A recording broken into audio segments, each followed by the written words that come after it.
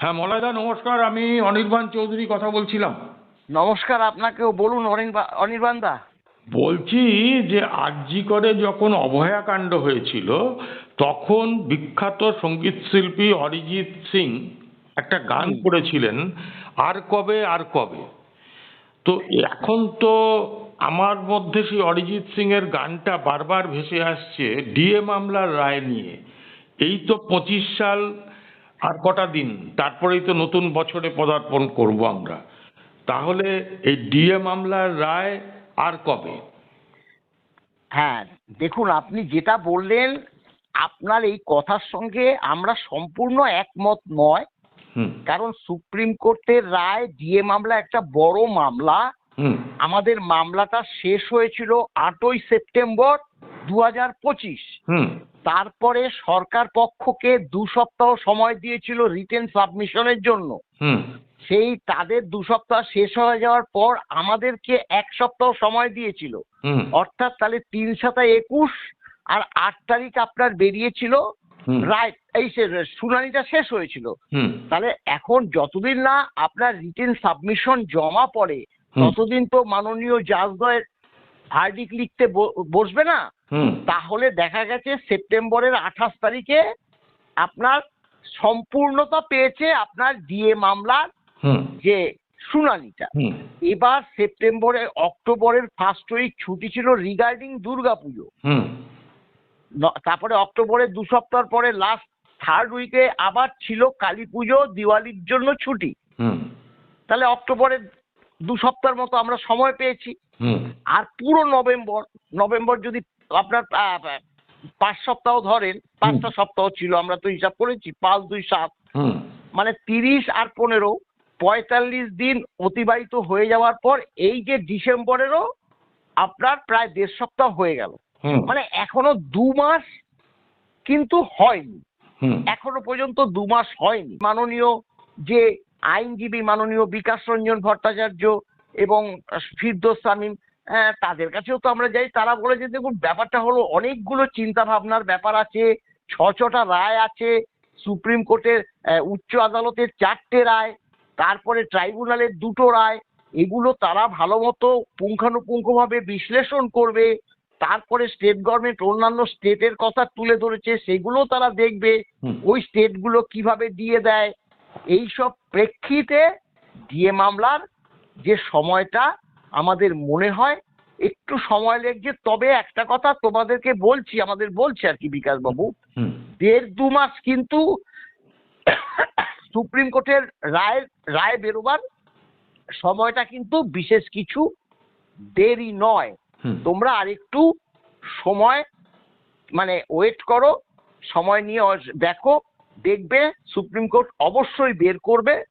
এই কথাটাই তারা এতদিন বলেছে।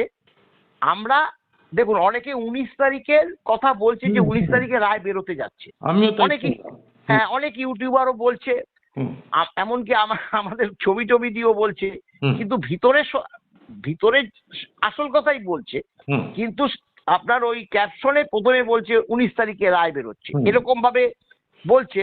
কর্মচারী সমাজ বিভ্রান্ত হচ্ছে, হুম। অবসরপ্রাপ্ত কর্মচারী সমাজও বিভ্রান্ত হচ্ছে পুরো। সেই বিভ্রান্তি কাটাবার জন্যই আপনাকে ফোন করলাম। হ্যাঁ, হ্যাঁ, বিভ্রান্ত হচ্ছে। তাহলে কি 19 তারিখ বেরোচ্ছে মলয়বাবু, 19 তারিখ বেরোচ্ছে? হুম। আমি তখন এই আপনাদেরকে যেভাবে বলছি, হুম। আমি সেভাবেই অনেককে বলতে হচ্ছে। হুম। কারণ তারা তো উদ্বিগ্ন, তারা তো মানে মানে এক একজন তো মৃত্যু পথযাত্রী। হুম। হুম। মানে তারা যদি ডিএটা একটু পায়, তারা তো এই যে আর যতদিন বাঁচবে হুম। তারা তো সেটা একটুখানি স্বাচ্ছন্দ্যে তারা বাঁচতে পারবে।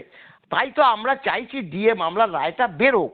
যদি এবং 19 বেরোক, তারিখে তাতে আমি আরেকটা বলি, রায় বেরোলেই যে আমাদের পক্ষে যাবে সেটা তো না। হুম। ইয়েস অর নো হবে, হুম। আমরা সেটা মাথা পেতে নেব। হুম। কারণ ব্যাপারটা হলো আমরা লড়াই করেছি 10 বছর ধরে, উচ্চ আদালত ট্রাইব্যুনালে আমরা জিতেছি, এমনকি সুপ্রিম কোর্টেও 25% রায় আমাদের পক্ষে গেছে। আপনি তো জানেন 25% দিয়ে দেওয়ার কথা বলেছিল। হুম।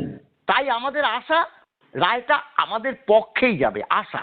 দাদা তাই আমরা বলছি চাই 19 তারিখে যদি না সম্ভাবনা থাকে তাহলে এই মাসে তো আর হচ্ছে না, ডিসেম্বরে। না, একদম 19 তারিখ পর্যন্ত সুপ্রিম কোর্ট খোলা। হুম। 20 তারিখ থেকে আপনার দেখুন 1 জানুয়ারি পর্যন্ত তো সাধারণত বন্ধ থাকে, 2 তারিখ খোলে, কিন্তু আমরা ক্যালেন্ডার দেখেছি সুপ্রিম কোর্টের 2 তারিখেও সুপ্রিম কোর্ট বন্ধ, 3 তারিখে শনিবার, 4 তারিখে রবিবার।